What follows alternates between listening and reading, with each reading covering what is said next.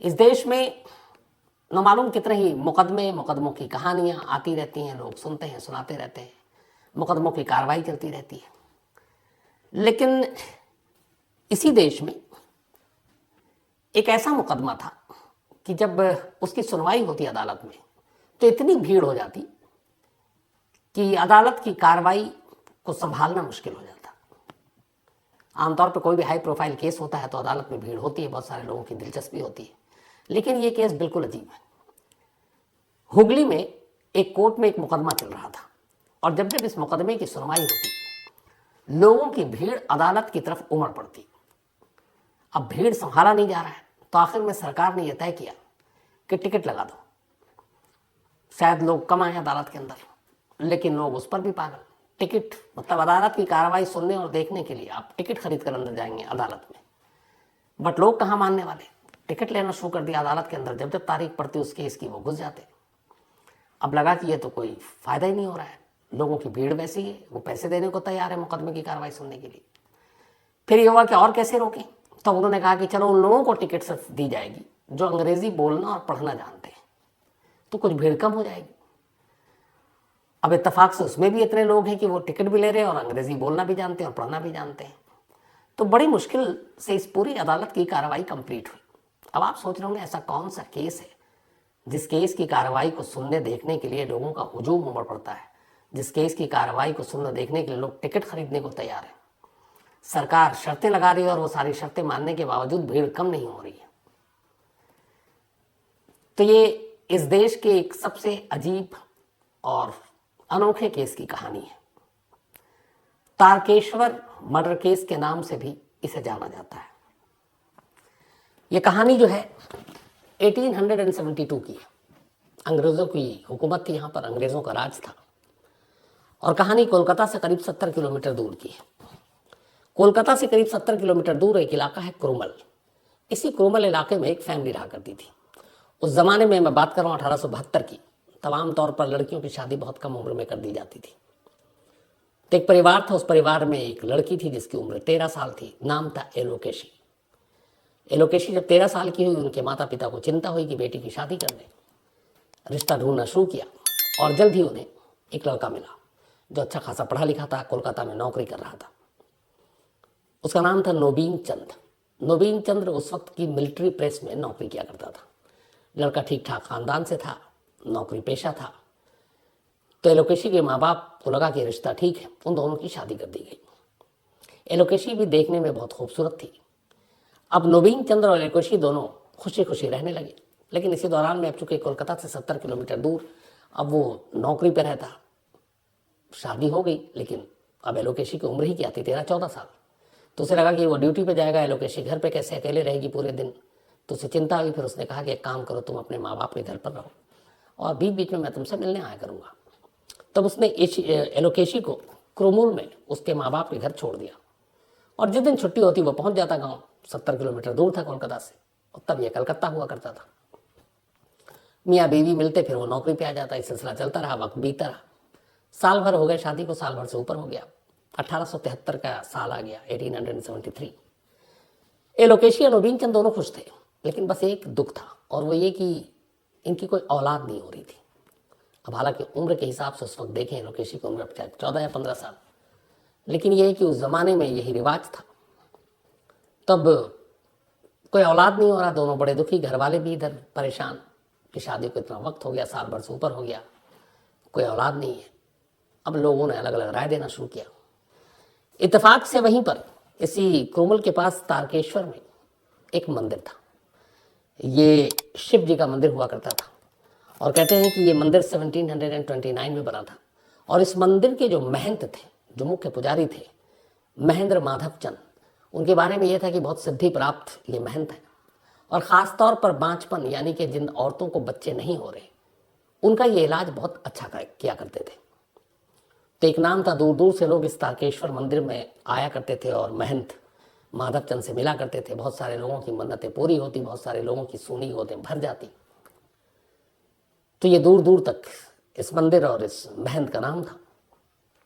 आखिरकार एलोकेशी के माँ बाप ने भी तय किया कि शादी के बाद भी बच्चा हो नहीं रहा, तो चलो इस तारकेश्वर के मंदिर में ले जाते हैं। तारकेश्वर के मंदिर में ले गए महंत माधवचंद के पास। अब इधर नोबीचंद जो है कोलकाता में नौकरी कर रहा है, बीच बीच में मिलने के लिए आ रहा है। अब इसी मंदिर में आने जाने के दौरान माधवचंद एलोकेशी की खूबसूरती पर फिदा हो जाता है और उसे एलोकेशी से प्यार हो जाता है। इधर धीरे धीरे एलोकेशी भी जो है माधव के साथ घुल मिल जाती है और फिर वो भी माधव के करीब पहुंच जाती है, उसे भी माधव से प्यार हो जाता है, महंत से। अब एलोकेशी शादीशुदा एक औरत है, इधर महंत माधवचंद है, उसकी अपनी एक पहुंच है। उधर एक मिलिट्री प्रेस में काम करने वाला नोबीचंद वो कोलकाता में नौकरी कर रहा है। अब ये सारी कहानियां चल रही हैं। अब खुलना मिलना ज़्यादा हो गया। वो बांझपन दूर करने और इलाज के नाम पर महंत माधवचंद एलोकेशी को हमेशा बुलाने लगा, अकेले बुलाने लगा, एकांत में ले जाने लगा। धीरे धीरे ये बात गांव में छुपी नहीं। अब लोग इस पर बातें करने लगे कि महंत माधवचंद की खास नज़र है एलोकेशी पर, उसकी खूबसूरती वैसी ही थी। अब जब नोबीचंद कोलकाता से गांव आता तो लोग कानाफूसी करते और धीरे धीरे उसके कानों तक ये बात पहुंची कि उसकी बीवी और महंत के बीच में कुछ ना कुछ पक रहा है। ये बात उसे परेशान करने लगी। अब वो क्या करे। इसी दौरान उसने वो अपनी बीवी से बहुत प्यार करता था और उसे यकीन नहीं हो रहा था, लेकिन लोग बातें कर रहे थे।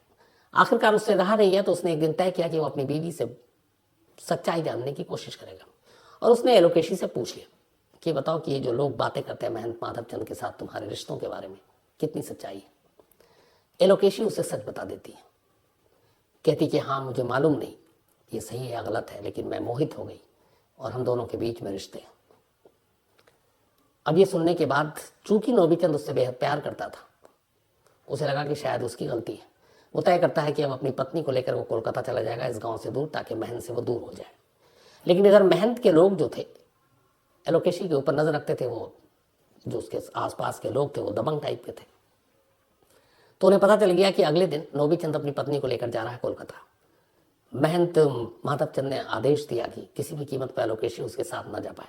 गांव के बाहर महंत के लोगों ने रास्ता रोक लिया। जब रास्ता रोका और फिर जाने से रोका, फिर मारपीट करने लगे, तो नोबीचंद को बहुत गुस्सा आया। अचानक गुस्से में उसने एक हसिया उन्हीं से लड़ाई झगड़े के दौरान छीनी और उसी हसिया से अपनी पत्नी एलोकेशी का गला काट दिया, गर्दन बिल्कुल धड़ से अलग कर दिया, ये कहते हुए कि मैंने तुमको इतना प्यार किया और तुम्हारी वजह से आज ये है कि हर तरफ बदनामी हो रही है, लोग कीचड़ उछाल रहे हैं हमारी इज्जत पर कि तुम्हारी पत्नी का किसी और के साथ रिश्ता है, किसी को मुंह दिखाने लायक नहीं रहा। और ये कहकर उसने मार दिया। जब उसने उसका गला काटा तो जो महंत के लोग थे वो देखकर घबरा गए, वो वहां से भाग गए। लेकिन गला काटने की थोड़ी देर के बाद गुस्सा शांत हुआ और नोबीचंद को लगा कि उसने गलती कर दी। उसने अपनी मुर्दा बीवी के पास बैठकर रोया, माफ़ी मांगी, बोला मैंने शायद गलत किया, गलती तुम्हारी नहीं उस महंत की है। उसे अपनी गलती का एहसास हुआ। वो सीधा वहाँ से उठता है और नज़दीकी पुलिस स्टेशन पहुँचता है और जाकर वो हंसिया भी हवाले करता है और कहता है कि मैंने अभी अभी अपनी बीवी का कत्ल किया है। इकरार जुर्म कर चुका था। पुलिस उसे पकड़ती है, लाश बरामद कर लेती है। अब इसके बाद ये मामला पुलिस से होते हुए अदालत में पहुंचता है और यहीं से कहानी शुरू होती है। कहानी ये थी कि इससे पहले हुआ ये कि जब अंग्रेज यहाँ पर आए तो 1857 का आपको याद होगा एक जो क्रांति आंदोलन हुआ था, उस वक्त एक बात फैली थी कि बहुत सारे अंग्रेजों की इसमें भारतीय सैनिक भी थे कि जो कारतूस इस्तेमाल किया जा रहा है, जो अंग्रेज कारतूस इस्तेमाल कर रहे हैं, उसमें गाय की चर्बी को इस्तेमाल किया जाता है। और उस कारतूस को इस्तेमाल करने का तरीका ये होता था कि पहले मुंह से उसको खोलते थे, फिर गन में लोड करते थे, फिर फायर करते थे। तो जब ये बात पता चली तो बहुत सारे लोग, उनकी भावनाएं भड़की। जितने भी हिंदू सैनिक उसमें शामिल थे अंग्रेजों के टुकड़ों में, उन्होंने इसका विरोध करना शुरू कर दिया, आंदोलन करना शुरू कर दिया, क्योंकि उससे उनका धर्म भ्रष्ट हो रहा था। धीरे धीरे ये चिंगारी फैलती गई और इसमें यह हुआ कि बहुत सारे लोगों ने अंग्रेज़ों के खिलाफ बगावत कर दी। बहुत सारे जगहों पे अंग्रेज़ों के खिलाफ एक तरह से उनको निशाना बनाया गया।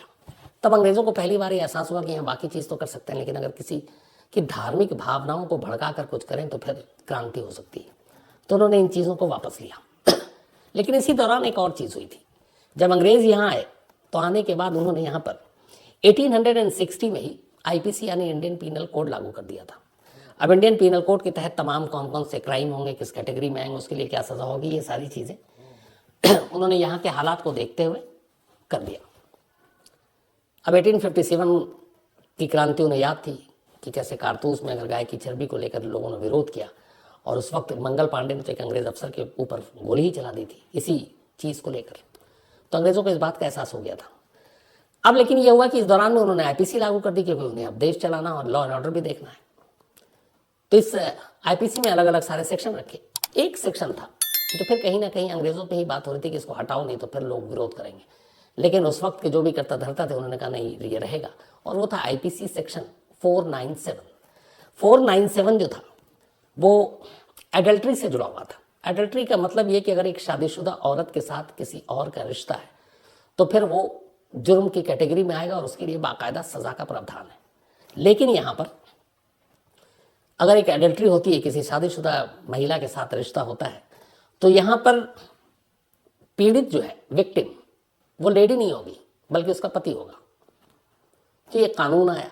अब इसको लेके बड़ा वो हंगामा हो रहा था, क्योंकि हमारे यहाँ ये था कि इससे उलट था, एडल्ट्री में सज़ा हो ऐसा इससे पहले नहीं था। लेकिन धीरे धीरे अभी लोगों को पता नहीं था, इसलिए इसका फैल भी नहीं रहा था मामला, गुस्सा भी नहीं होते। लेकिन तभी 1873 में ये केस कोर्ट में पहुंचता है, और ये एडल्ट्री कानून तब सुर्खियों में पहली बार आता है। इस एक केस की वजह से पूरा कानून कैसे चपेटे में आता है, ये उसकी कहानी है। तो अब इस मामले में नोबी चंद को गिरफ्तार किया गया, कोर्ट में पेश किया गया। जब कोर्ट में पेश किया गया तो फिर जो नोबी चंद की तरफ से वकील थे, वोमेश चंद्र बैनर्जी, ये एक बहुत होनहार वकील थे। कांग्रेस के ये संस्थापक भी थे और कांग्रेस के प्रेसिडेंट भी रहे, पर उस जमाने में बहुत ही धुआंधार वकील हुआ करते थे। तो वोमेश चंद्र बैनर्जी ने नोबी चंद का केस लड़ा, और उन्होंने ये कहा कि नोबी चंद ने कत्ल किया, इकरार किया, लेकिन नोबी चंद विक्टिम है। उन्होंने कहा असली गुनहगार जो है वो है महंत माधव चंद्र, क्योंकि उसने नोबी चंद की बीवी के साथ रिश्ते बनाए और उसकी वजह से नोबी चंद की इज्जत दांव पर लगी, लोग हंसने लगे। और नोबी चंद ने यह कत्ल इसीलिए किया क्योंकि महंत माधव चंद के साथ रिश्ते थे, अगर ये ना होता तो शायद कत्ल की नौबत ना आती।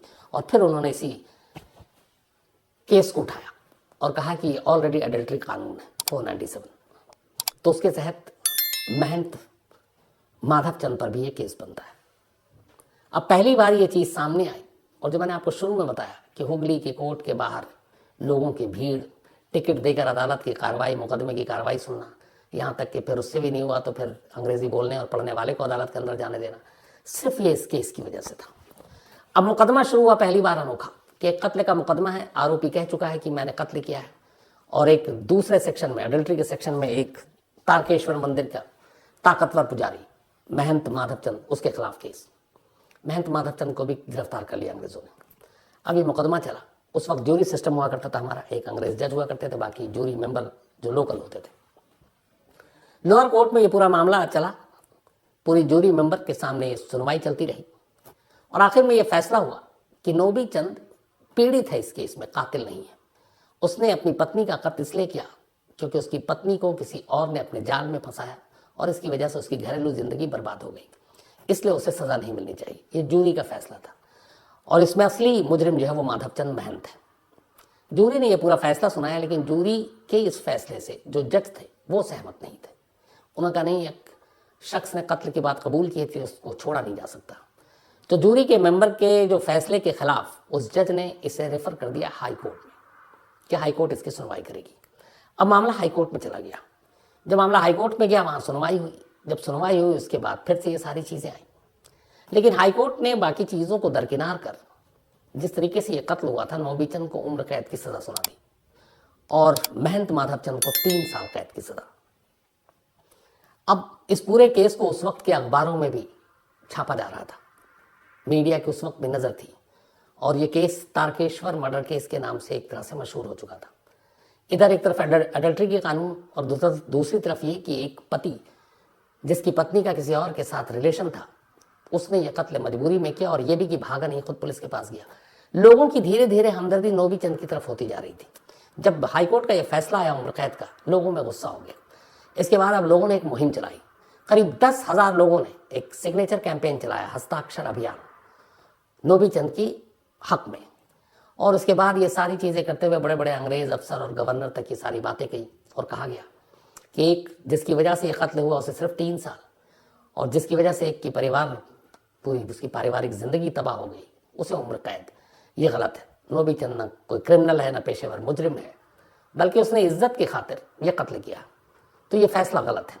अब जब इतने सारे लोगों 10,000 से ज़्यादा लोगों के हस्ताक्षर अभियान और ये सारी चीज़ें गई, हाईकोर्ट को तब पहली बार लगा कि अगर लोगों की भावनाओं के साथ वो नहीं गया, और अंग्रेज अफसरों को लगा, तो फिर वो जो बंदूक और गाय की चर्बी वाली कारतूस की जो बात थी, वैसी ही बगावत, विद्रोह और क्रांति फिर हो सकती है, और ख़ास तौर पर इस एडल्ट्री कानून को लेकर, क्योंकि ये उसमें सुर्खियों में था।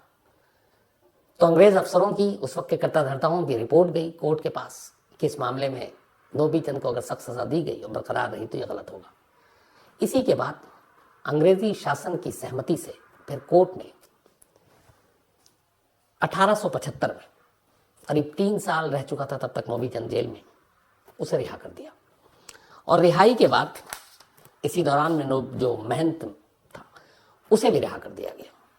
रिहाई के बाद नोबीचंद वहाँ से निकलकर कहीं और चला गया, उसके बारे में फिर कुछ पता नहीं। जबकि जो महेंद्र दास जो महंत, रिहाई के बाद वो वापस उसी तरह तारकेश्वर मंदिर में आता है और फिर से महंतगिरी का अपना काम शुरू कर देता है। ये वो केस था जिसने कई चीज़ें एक साथ पलट दी थी। हालांकि इसके बाद फिर अंग्रेज़ों ने इस एडल्ट्री कानून में ये एक संशोधन किया, और वो ये कि इस कानून के तहत सज़ा नहीं मिलेगी और ये क्रिमिनल केस नहीं होगा, बल्कि ये एक सिविल मैटर होगा। ये चलता रहा। बाद में फिर ये सारी चीज़ें जब ऐसे कोई केस आता तो इसको एक नज़ीर के तौर पर भी इस्तेमाल किया जाने लगा। लेकिन एडल्ट्री लॉ जो है वो हमारे यहाँ बरकरार रहा। 2018 में सुप्रीम कोर्ट की 5 जजों की एक बेंच बैठी, और इन 5 जजों की बेंच ने इस कानून के ऊपर बाकायदा चर्चा किया और ये कहा कि समानता के अधिकार के खिलाफ है ये कानून, इक्वलिटी के आधार के खिलाफ है। क्योंकि अगर एडल्ट्री में एक शादीशुदा महिला का अगर किसी के साथ रिलेशन है तो सिर्फ एक को सज़ा और दूसरे को छोड़ देना, ये फिर समानता कहाँ है। तो जुर्म में दोनों बराबर के शरीक हैं, जिसके साथ रिश्ता है और जिसने रिश्ता बनाया है।